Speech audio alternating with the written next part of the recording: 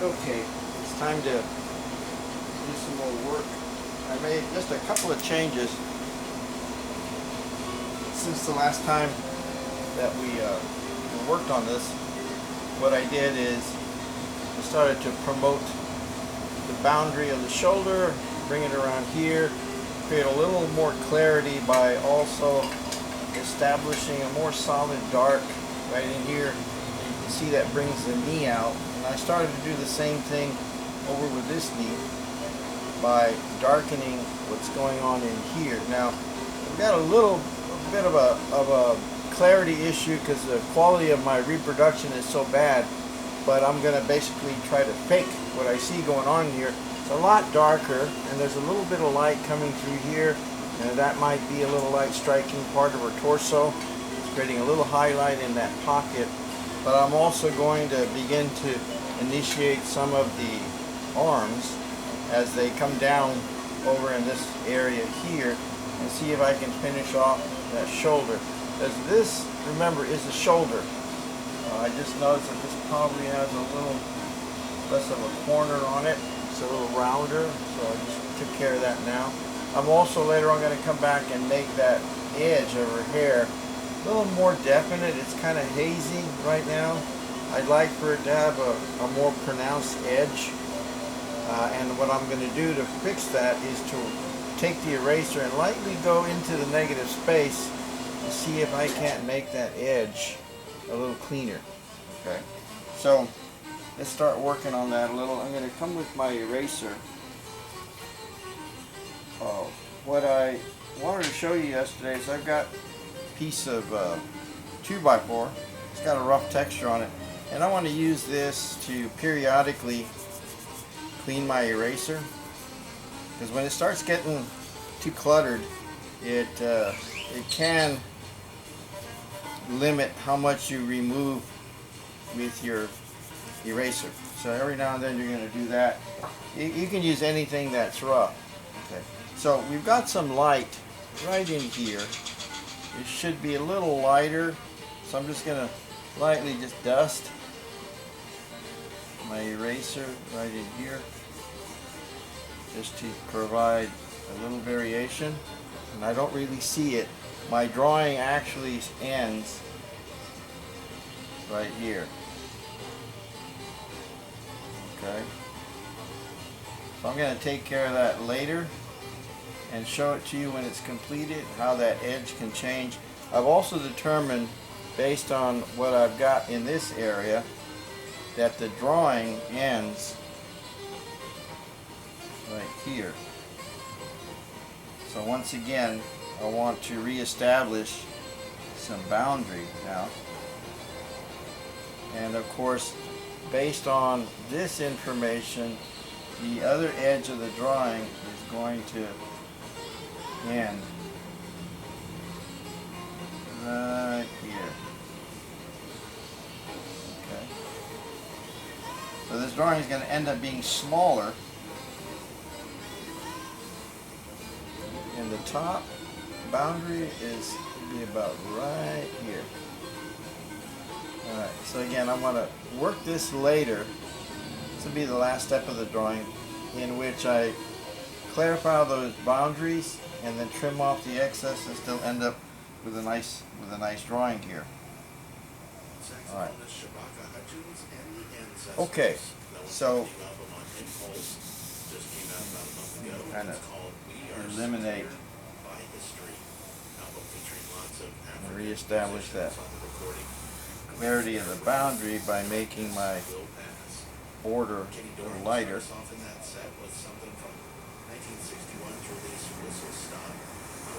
Just for making judgments on composition. Okay. So I've got a little of that arm coming into the picture.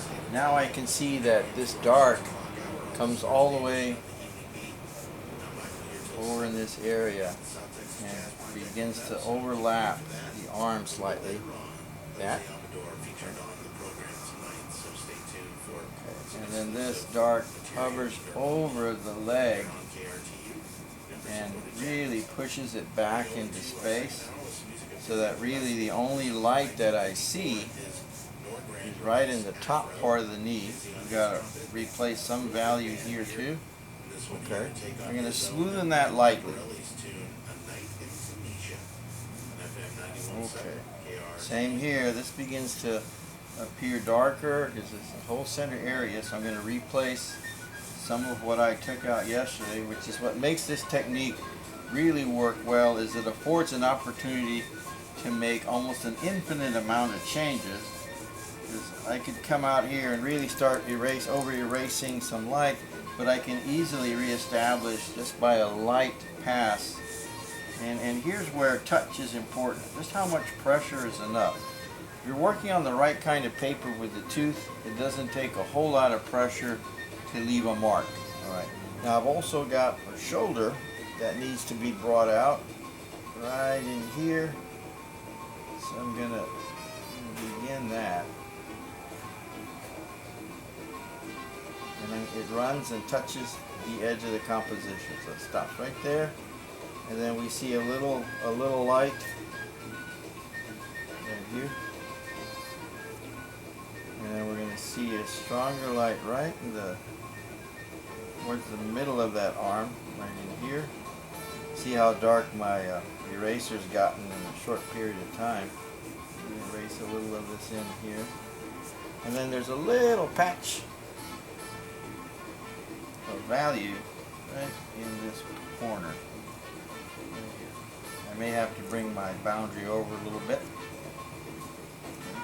I'm going to extend it and just kind of take a little liberty with the composition, so that arm now is coming over, tugging against the pressure of clasping hands somewhere down here. Okay, alright. Got a little light. I think there should be a softening right here.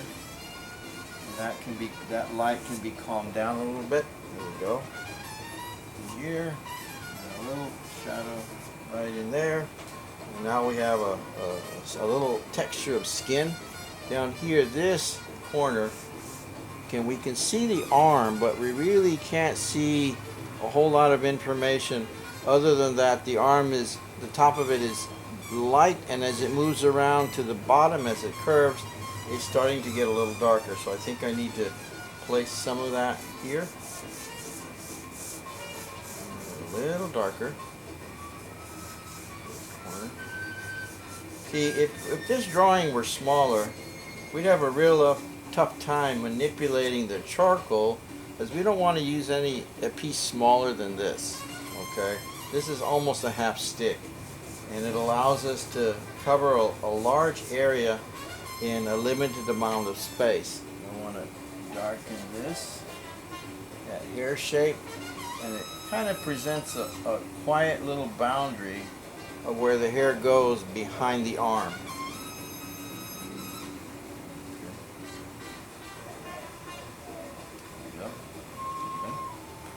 And of course this has an interruption of dark right in here. Things get a little diffuse. And you know, with the hair, we're not drawing strands of hair. But I don't know if you remember the demonstration I did of the pepper, when I started taking the background and working it into the pepper. I was pulling it using kind of curved motion with my hand. And so with the hair, I also want to maybe move the charcoal with a little movement that kind of simulates as though the charcoal is being rubbed over her hair shape, like this. Calm a little of that down as well. Now it looks a little more like a part in the hair. You can bring some more dark down in here.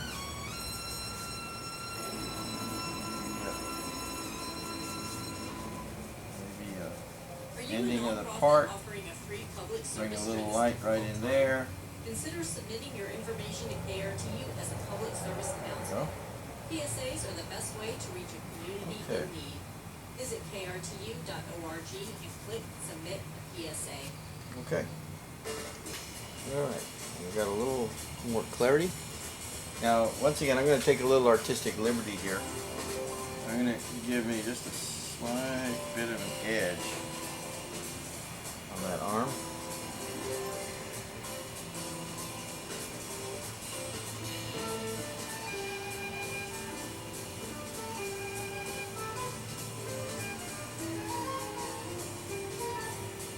And then we're going to quiet that edge down just by pulling it over. So I'm going to do the same thing over on this side. I'm going to approximate the width to be about right there.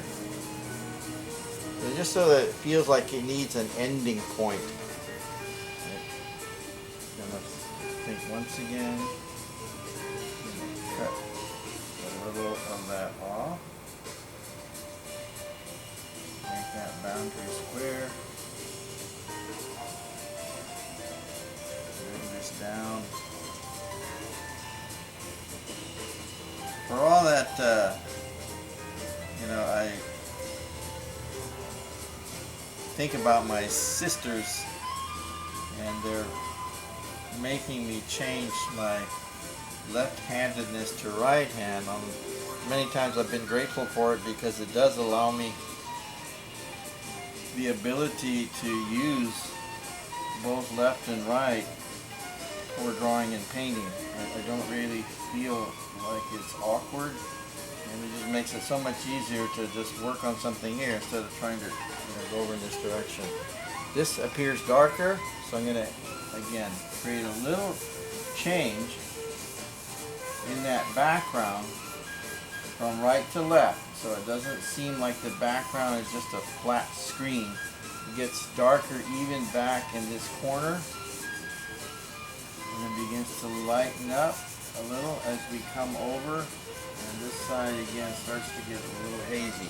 But I want to remove just a little light.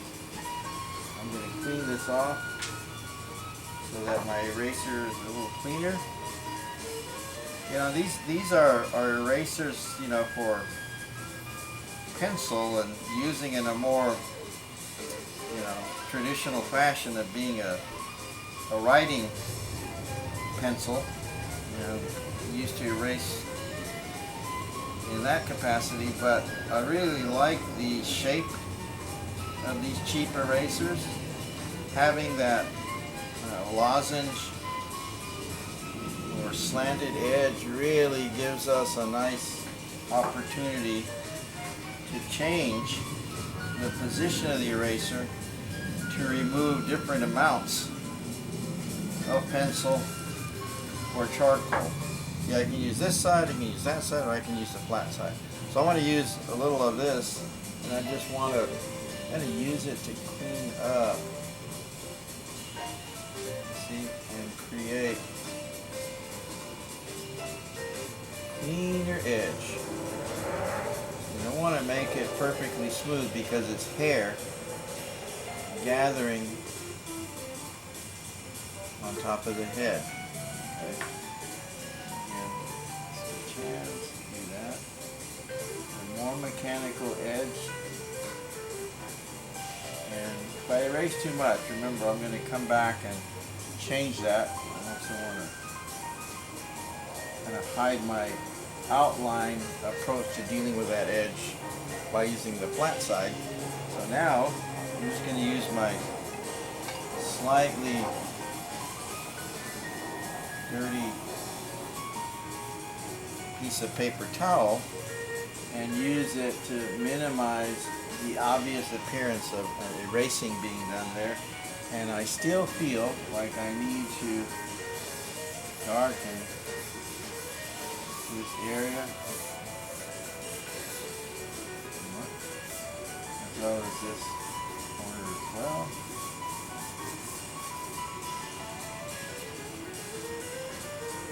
And this is just going to about take me to the end. I've got this hair that hangs over the shoulder, so I'm just going to use the corner and just lightly suggest